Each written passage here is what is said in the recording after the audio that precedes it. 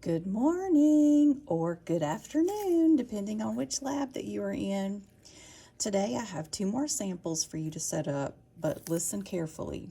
Some of you will have samples 1 and 2. See, here's sample 1 and 2. And some of you will have sample 3 and 4. So make sure that you label your plates accordingly. And we are doing this to save supplies and get double the amount of information with half the number of supplies. So yay, because we don't want to run out when it's time to do your unknowns. Okay, so today we will be doing the urine streak for one of our samples at least. Let's just see how I feel when we get to the next one. So we have green loops. Yours will be in a tube. And I have given you 2 sets of 3 different kinds of auger plates. So make sure that you have what you need, and 2 of them look exactly the same. The first one is our triple decay soy auger with 5% sheep blood. So that's going to be the first one that we do. Then we have the CNA plate, Columbia CNA for colistin nalidixic acid, SB for sheep blood, and we have the McConkey. Okay, so let's refresh. What grows on the blood auger plate? Everything. What will grow on our CNA plate? That is selective for gram positives. And what about McConkey? That is selective for gram negatives. All right, so again, we need to label our plates. And I'm going to label it number 1 with my initials, and today's date is the 31st. So label all your plates with your number, initial, and date.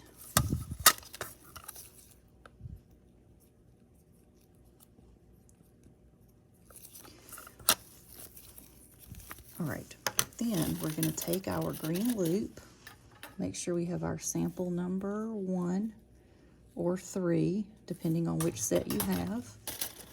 Then take your green loop, dip, then you're going to make 1 line right down the middle of your plate. And then you're going to turn it. Let's see, yeah, there's our line. And then you're going to zigzag all the way across so that it looks like that, okay? Then you're going to get another dip, line down the middle, and zigzag all the way across. And now you don't have to do the colony count streak on these plates, but when you're setting up a urine, you just sort of get into the groove and you do everything this way. Okay, so then our loop goes in the red bag, and we're going to stack these up, and then we're going to take them to the incubator. All right, so that was tube 1, sample 1. Now again, make sure that you have your blood auger plate, you have your CNA, and you have your McConkey. There you go, McConkey. All right, now, let's see. What do I feel like? Let's try, I'll tell you what, I'm going to let you choose. I'm going to use the blue loop. You can practice the quadrant streak, or you can practice the colony count. I'm going to do the quadrant streak. Oh, what did I forget? I forgot to label my plates. Always label first. And remember, the label goes not on the lid, but on the back where the writing already is. So that's another, I never thought about that before. You want to put your label where there's already writing. All right, so this is going to be my sample number 2. It's 83120, and my initials are RW.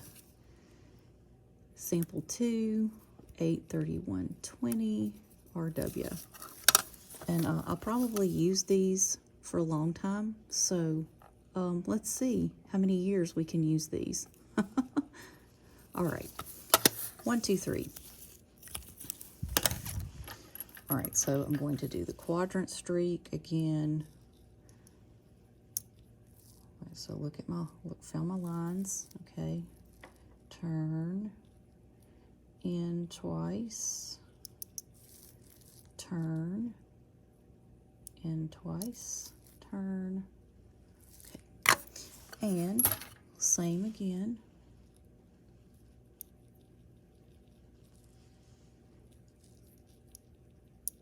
In twice, streak, in twice, streak, and in twice, streak. This is really fun. Okay, good thing. And for the McConkey, oh, you can see it drips still, so in twice, streak, in twice, streak. And isn't that just fun, the way your thumb can just like turn it 1/4 turn for you? Okay, so the loop goes in the trash. Then we are going to stack these up, put them in the can, and put them in the incubator.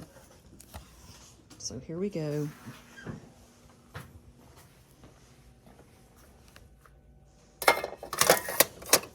Can.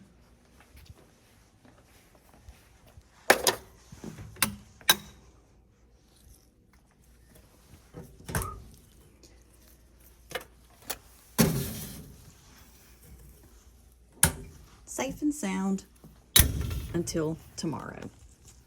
Now it's your turn.